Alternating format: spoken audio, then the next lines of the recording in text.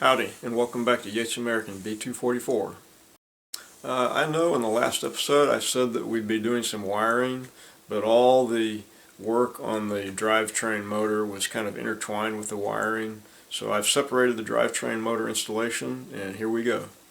I'm not really sure how this is going to work out in practice, but when I was removing the motor from the base, taking those 4 bolts out that hold that plate on, it basically fell down on the motor. So I made some brackets to kind of maybe support it as it slides into that opening. Of course, this will be different with a 91-pound motor bolted to the plate.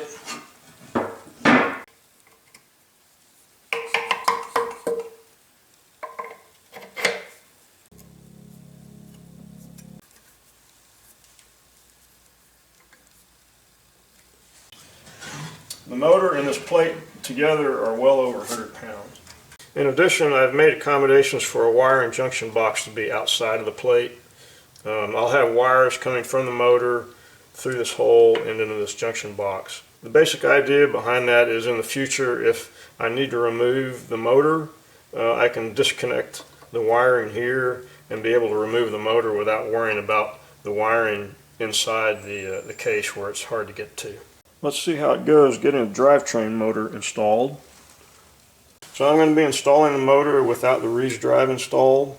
I'm hoping that once the motor is in place, I'll be able to position the Reeves drive and get it screwed into the collar.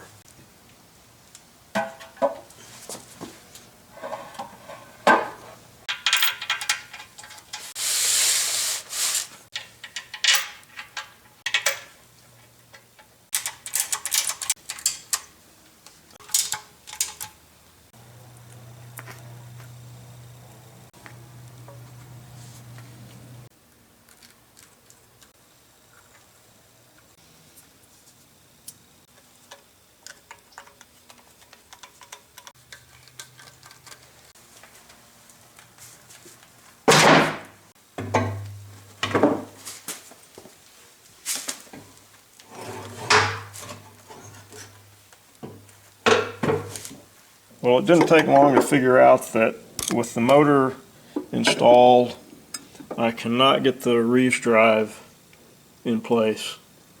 And there's what the motor looks like installed. I don't recall this riser shaft being so close to that junction box when I took it apart, but I guess it was.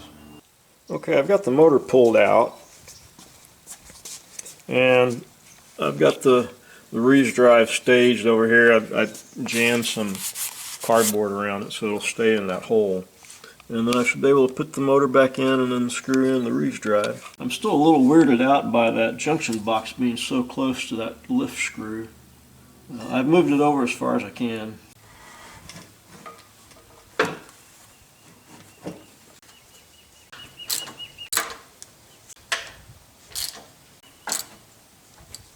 So theoretically, this should screw onto that collar pretty easily now.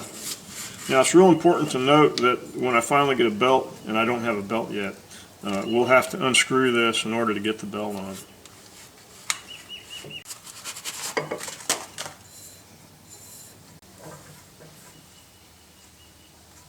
Let's take a look at this junction box now.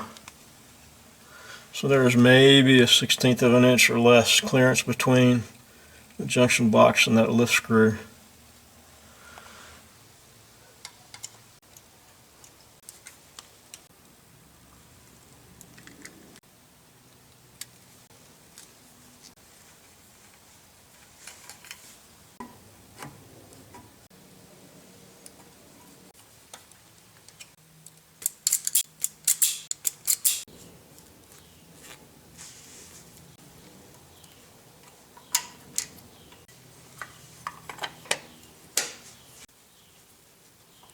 We'll do a little sanity check on the motor wiring.